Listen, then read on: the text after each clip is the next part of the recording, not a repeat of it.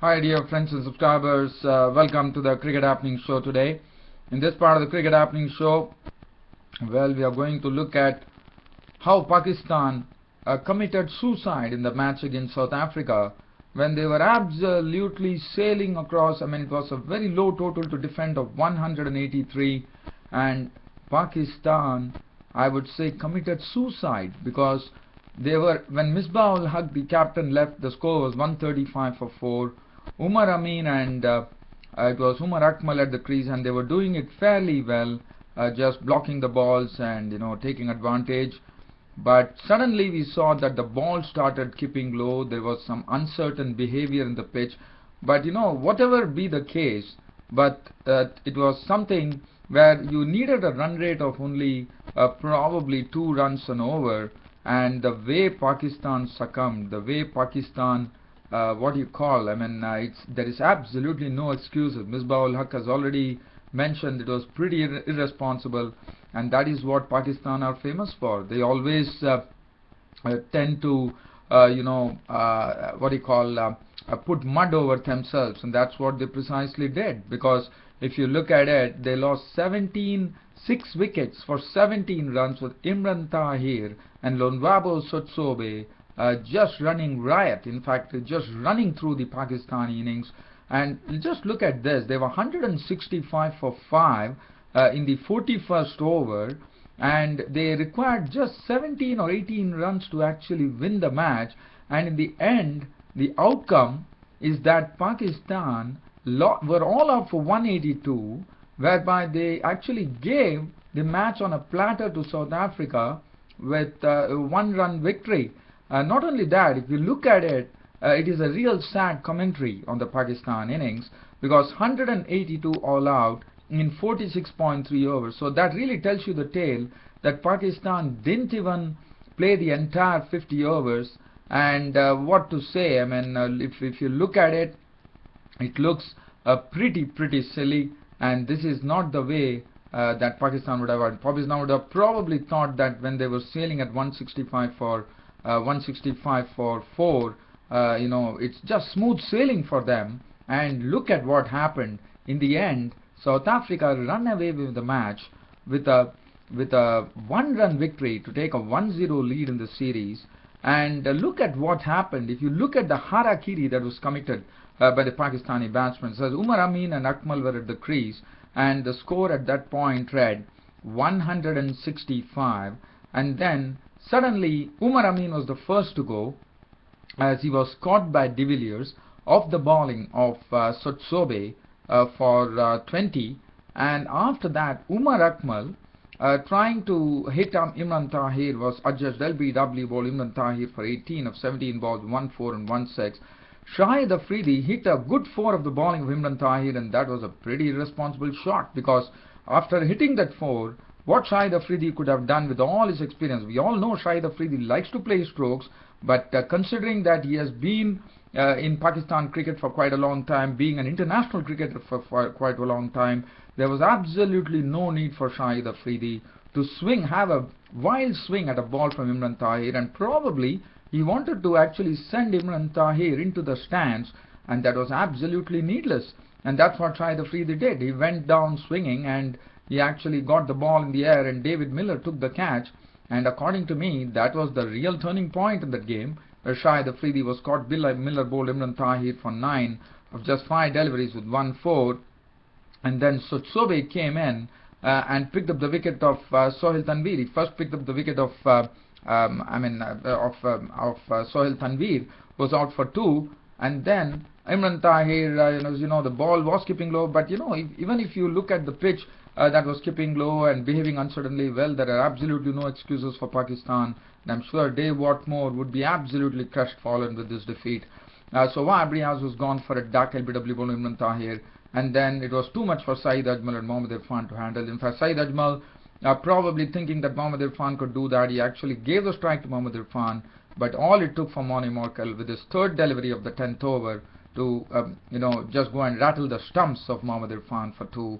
It was all over. 182 all out Pakistan in 46.3 overs in response to South Africa 183 all out in 49.5 overs, thus giving South Africa a one-run victory in the first one-day international, going one up in the series. Look at the bowling figures. Let's look at Sotsobe, who bowled splendidly.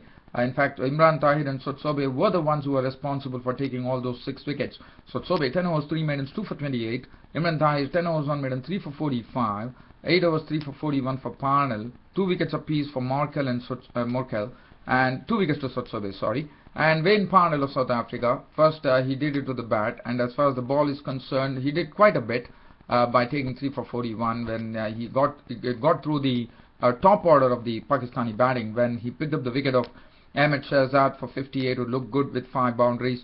Hafiz making his comeback, made 28 of 39 balls with 2 fours. Misbah Haq, the captain, after making 31 runs for 49 balls with 3 fours. So what it really means is that every time Pakistan require Misbah Haq, the cool as a cucumber captain, to stay, and probably Misbah Haq would have never expected this to happen when he got out. But let me tell you, Pakistan committed suicide here by losing this match to South Africa by just 1 run. South Africa, in the meanwhile, yesterday I already spoke about it, that South Africa made 183, so I'm not going to dwell into that. But now the second one-day international is going to be at the Dubai Cricket Ground. That is on the 1st of November, and Pakistan would definitely love to actually get a win under the belt. But this is not what any of the crowds expected here in the United Arab Emirates, with Pakistan going down in this match where they were in a winning position, absolutely sailing smoothly, and then here they are committing harakiri and losing the match by 1 run. Well, I don't have much time to really dwell into that, so let's get on to today's match which happened, and this is Bangladesh, who are absolutely on a roll. They have actually won this one-day series today by beating New Zealand by 40 runs. So it's a 2-0 lead now with only the third one to go. And for New Zealand and for Bangladesh, it's going to be a mere formality, but they would probably hope to actually, get the third victory under the belt and actually, have a clean sweep of the one-day series. Well, Bangladesh batting first put on 247. They were 247 all out. Tamim Iqbal at the top looked impressive with his 58 of 86 balls with 5 fours and 1 6. Shamsur Rahman making 25 of 54 balls with 2 sixes. Mominul Haq and Mushfiqur Rahim contributing 31 apiece. Mominul Haq making 31 of 34 balls with 5 fours and 31 of 28 balls with 1 4 and 2 sixes for Mushfiqur Rahim. Naeem Islam briefly prospered, 16 of 19 balls with 1 4 and 1 6. And well, it was something that Bangladesh were really struggling. In fact, they were at a stage when probably the total of 247 looked pretty far off, when they were at a stage when they were 171 for 5. I wouldn't say that, but basically they required some tonic coming in at the later order. Nasir Hussain failed with just 3 runs, and then Mahmudullah and Sohail Ghazi were the ones who made 21. Mahmudullah making 21, Ghazi making 26 of 24, 1 4 and 1 6, totally taking this Bangladesh total on to 247 all out. As far as the bowling figures were concerned, Tim Saudi bowled excellently, 10 overs 2 maidens, none for 45. Kyle Mills 1 for 47, but the pick of the bowlers was Jimmy Neesham, once again showing good bowling skills. 10 overs no maiden, 53 runs and 4 wickets, but he got good support from Corey Anderson, who this time showed what he can do with the ball. 9 overs 1 maiden, 40 runs and 4 wickets. 247 all out Bangladesh.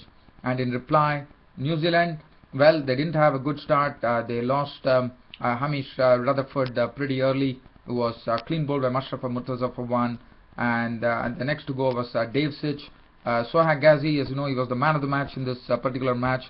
First with the bat and then bowled pretty economically to pick up 10 overs no maiden, 3 for 34. In fact, Mushfiqur Rahim has this habit of giving Sohail Ghazi the new ball every time, and that proved really to be something that New Zealand were really struggling, because he throttled the runs for New Zealand, and he picked up wickets too. So the next to go was Dave Sitch, who was caught and bowled by Sohail Ghazi for 19 of 44 balls with 2 fours.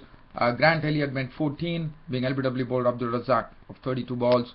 And then Corey Anderson once again showed what a big hitter and what a good hitter he can be of the ball, of a cricket ball, by making a quick 37 of 40 balls with 5 fours and 1 6. Ross Taylor, well, he had the company, but this was the turning point. After Brendan McCullum left, LBW bowled Mominul Haq for 14 of 18 balls with 1-4.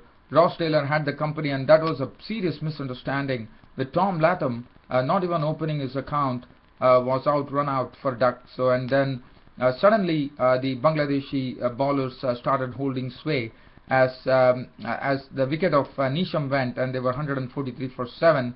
But Ross Taylor was still there. But Ross Taylor, well, he could manage only 45. Sohail Ghazi, the man of the match, came in and picked up his wicket. That was a very, very important blow there, and he was gone for 45, 82 balls, 2 fours and 1 6. And that was the time one probably felt that now Bangladesh would definitely win the match.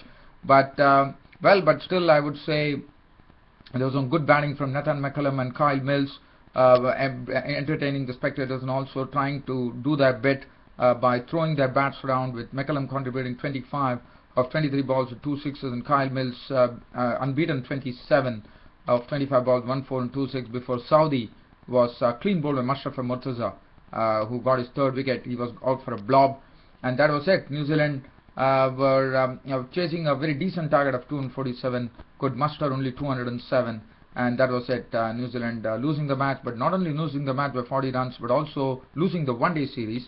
And Bangladesh, as I said, have taken a 2-0 lead in the 3-match series, with the third match just a formality, but Bangladesh would definitely like to do a clean sweep of the series.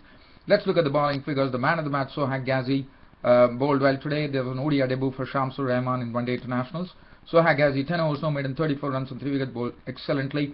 Mushraf Murtaza, after a long time in his comeback, I thought he was really hitting the deck well, but probably could have bowled much better than his figures suggest. 8.4 overs, no maiden, 43 runs and 3 wickets. He was guilty of bowling a lot of short deliveries and something which gave the batsman a lot of room to maneuver. Rubel Hussain, 9 overs, 1 maiden, none for 47, going wicketless this time after the hat-trick in the first one-day international. Abdul Razak bowled excellently as usual, 9 overs, no maiden, 1 for 35. Mahmudullah, 6 overs, none for 24. And Mominul took 2 wickets for 13 runs, and he took the very important wicket of Brendan McCullum, who was LBW, and also picked up Nathan McCullum, the McCullum brothers. But one thing that I would like to say here is that Bangladesh have done a good job here by actually winning this series against one-day series against New Zealand. So they continue to haunt New Zealand, I would say. And well, dear fans and subscribers, I don't have anything else to share. As I said, I am running a bit short of time today, so I couldn't really get into those nitty-gritties of the Bangladesh and New Zealand innings. But I did my bit. I wanted to basically cover about the first one-day international where Pakistan committed suicide against South Africa, losing the match by 1 run, which was absolutely needless. And I'm sure Pakistan are going to take a long time to recover from this. But Misbah-ul-Haq has already said that tomorrow is a different game, and hope Pakistan would have learned their lessons, and they are not as unpredictable as they seem out to be. Well, dear fans and subscribers, this is your host Ram ending the cricket show for today. See you all tomorrow. Until then, it's goodbye. Thank you.